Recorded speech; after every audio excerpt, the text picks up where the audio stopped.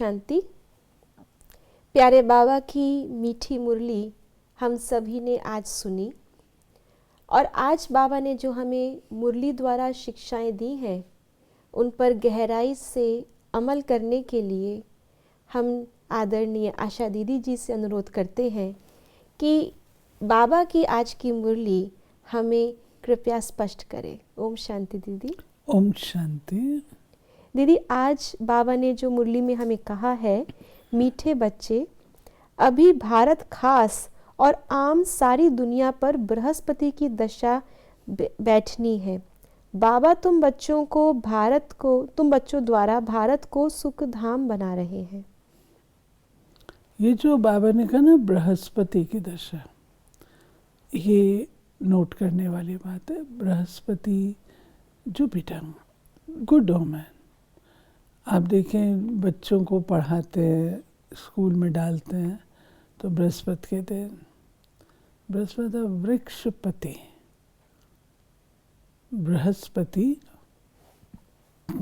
इसका जो ओरिजिनल है वो है वृक्षपति।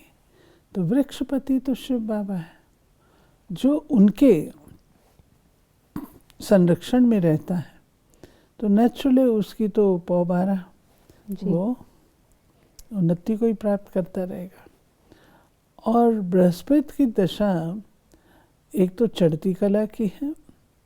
बृहस्पति की दशा में परिश्रम, मेहनत नहीं है। बृहस्पति की दशा में थोड़ा करना, अधिक पाना, ये सब चीज़ें हैं। तो बाबा कहते हैं जब मैं आता हूँ तो तुम सब बच्चों की वृक्षपति की दशा शुरू हो जाती है और तुम सब इन बातों का अनुभव करते हो।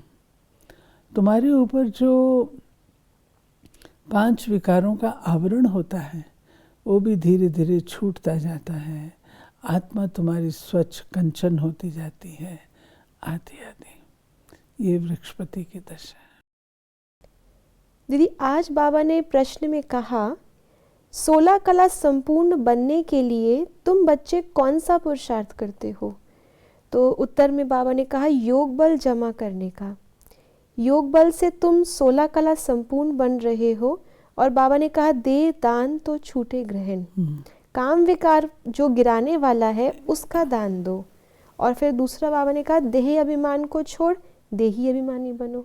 जब राहु का ग्रहण लगता है तो उस समय हम लोग 5 विकारों में बंध जाते हैं। अब इससे छूटने का साधन क्या है? कहावत है, जब ग्रहण लग गया तो ग्रहण में तो अंधकार ही अंधकार है। तो ग्रहण से छूटने का साधन है दान देना। हाँ जी। उस समय भी जिस समय ग्रहण लगता है तो लोग कहते हैं दे दान दो। तो लोगों ने समझ लिया कोई धन संपत्ति का या चीज़ों का, वस्तुओं का दान देना होता है। दान उसे नहीं कहा जाता है। बाबा सूक्ष्म स्तर पर हम आत्माओं को इस बात का ज्ञान देते हैं कि इन चीज़ों का दान नहीं है, वो दान है तुम्हारे 5 विकारों का, देह अभिमान का। उसका दान दो तो ग्रहण छूटेगा। अगर उसका दान नहीं दिया तो ग्रहण लगा रहेगा। इसलिए अच्छाई इसमें है कि हम इन चीज़ों का दान दे दें। और दीदी, आज बाबा ने चौपड़े की बात भी कही, हिसाब किताब जो बाबा ने अभी इशारा दिया। तो बाबा ने कहा कि वो स्वास्तिका निकालते हैं, गणेश की पूजा करते हैं। ये है बेहद का चौपड़ा। तो स्वास्तिका में 4 भाग होते हैं, बाबा ने उसके बारे में भी कहा। और जो जगन्नाथपुरी में चावल का हांडा, उसके भी 4 भाग हो जाते हैं। चारों युग समान, ये इस बात का प्रतीक है। क्योंकि लोगों ने युगों में भी, युगों की आयु में असमानता कर दी। उनकी क्वालिटी में तो असमानता है ही। सतयुग में सतो प्रधानता है, त्रेता में सतो सामान्य है, द्वापर में रजो प्रधान, कलयुग में तमो प्रधान। तो युगों की क्वालिटी में फ़र्क होने के कारण 4 युग सतयुग त्रेता द्वापर युग द्वापर कलयुग कहलाए। परंतु क्वालिटी में फ़र्क होने से लोगों ने उसकी जो एज है उसमें भी अंतर कर दिया और एज जो है वो बता दी। कलयुग की आयु 1200 है, उससे दोगुनी त्रेता की, से तिगुनी उसकी एज। अब ये तो बात जमती नहीं है, क्योंकि कोई चीज़ तो स्टेबल होनी चाहिए ना। सभी वेरिएबल हों तो कंपैरिजन नहीं हो सकता, कोई चीज़ तो स्टेबल हो। तो स्टेबल क्या है? आयु। बाबा कहते हैं हर युग की आयु, हर युग की जो आयु है वो समान है और उसमें जो है ये डिफरेंस पड़ता है। तो इस प्रकार से बाबा ने बताया कि चारों युगों की आयु समान है। ये इस बात का प्रतीक है स्वास्तिका, स्वास्तिका स्वस्थिति। अगर आप देखेंगे उसको तो उसके 4 इक्वल भाग हैं। पहले वो राइट की तरफ है, राइचियस, फिर त्रेता में डाउनवर्ड ट्रेंड चालू हो जाता है, द्वापर में हम लेफ्टिस्ट बन जाते हैं और कलयुग में पीक ऑफ अनराइचियसनेस। इस प्रकार 4 युग, 4 भाग हो जाते हैं। और जगन्नाथपुरी में जब चावल का हांडा, वहाँ पर चावल ही चढ़ाए जाते हैं, तो उसमें भी 4 भाग होते हैं। अब ये एक नेचुरल चीज़ है, कोई किसी ने क्रिएट नहीं किया, नेचुरल है। आप वैसे भी देखेंगे चावल जब आप बनाते हैं कोई विधि से, अपने आप उसमें वो फूट पड़ जाती है। तो बाबा कहते हैं ये जो है स्वास्तिका, ये इस बात का प्रतीक है और चावलों का भी इस बात का प्रतीक है।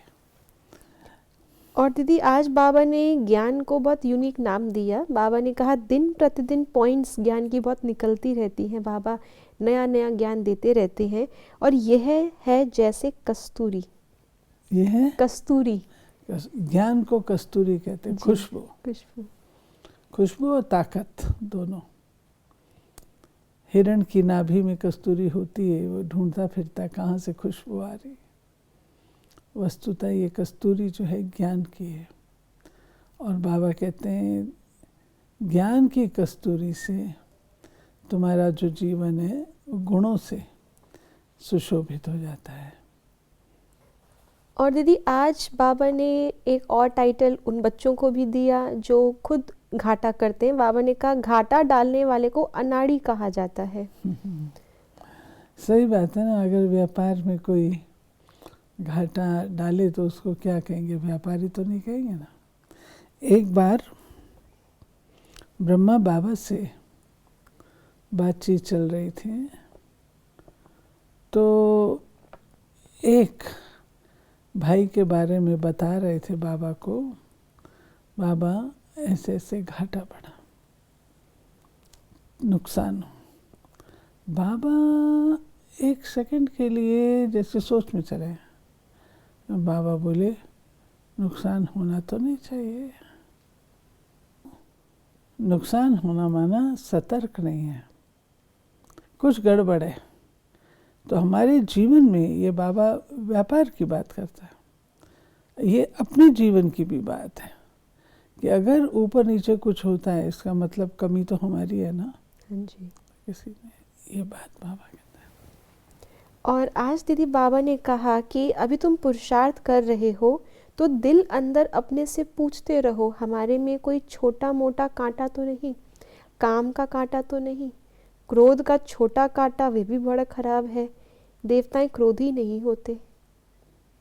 बाबा कहते अपनी चेकिंग करनी चाहिए बच्चों को कि हमारे अंदर कोई ऐसी बात तो नहीं है, कोई ऐसे कांटे तो नहीं है, क्योंकि कांटे ही दुख देते हैं ना। मिस्टेक तो अपनी ही होती है, बेशक हम दूसरों को कहते हैं लेकिन मिस्टेक तो अपनी होती है।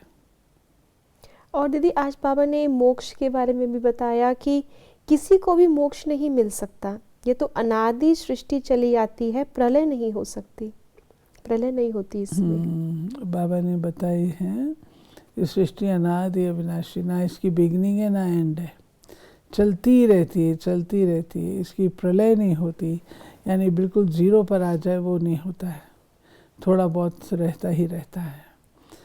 जैसे सीन है, पहले बहुत ज़्यादा एक्टर्स होते हैं, लेकिन जब ये होता है महापरिवर्तन का कार्य जिसको लोग प्रलय कहते हैं, उस समय बहुत थोड़ी आत्माएं मंच पर होती हैं।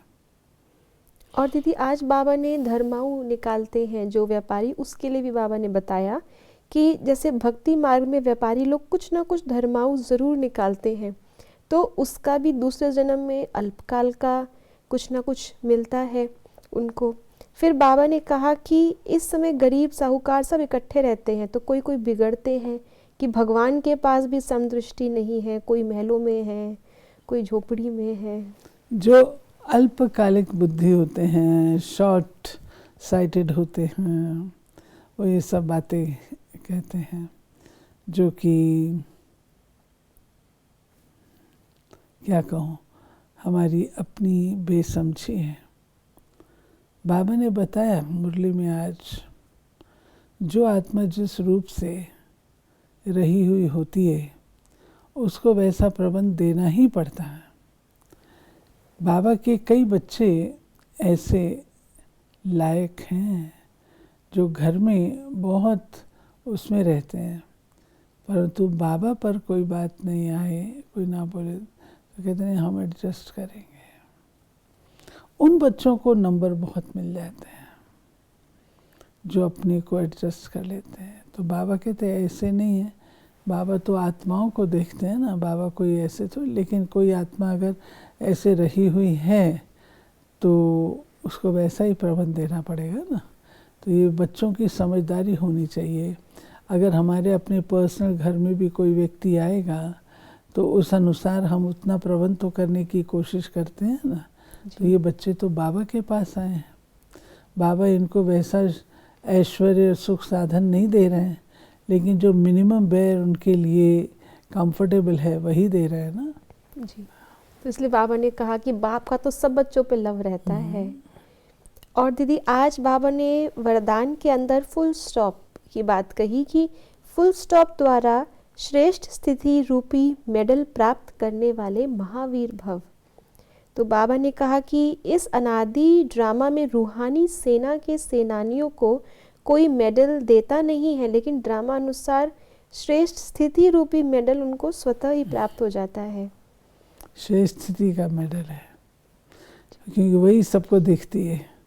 ऑर्डिनरी मेडल लगा भी लेंगे तो क्या होगा। तो बाबा किसी को देते नहीं, लेकिन हम स्वयं ही उसको अर्न करते हैं अपनी ड्रामा अनुसार, पुरुषार्थ के अनुसार।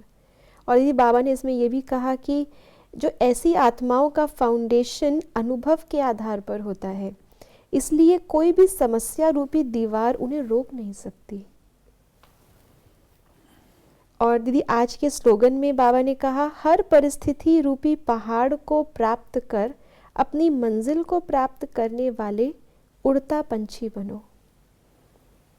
बाबा कहते हैं हर परिस्थिति से पार होना, चाहे कितनी स्ट्रांग हो, पर्वत जैसी हो, परंतु अगर हम समझेंगे कि नहीं हमने पार होना है तो हमको रास्ता भी मिल जाएगा।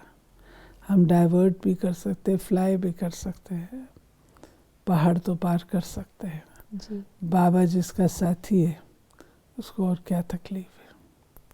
जी, और ये ज़रूरी नहीं है हम उसको तोड़ने में ही अपना समय नष्ट करें। बाबा ने हमको उड़ने का ज्ञान भी दिया है। तो बहुत सुंदर दीदी, आपने हमें बहुत सारी आज बाबा की गुह्यताएं मुरली से द्वारा आपने स्पष्ट की। तो ऐसे ही हम ज्ञान मुरली का रोज श्रवण करते हुए मनन चिंतन भी उसका अवश्य करें, तभी वो ज्ञान हमारी बुद्धि में धारण हो पाएगा। दीदी आपने हमें ये प्रैक्टिस करवाई है हर रोज़ मनन चिंतन करने की, इसके लिए भी आपका बहुत बहुत शुक्रिया दीदी। ओम शांति। ओम शांति।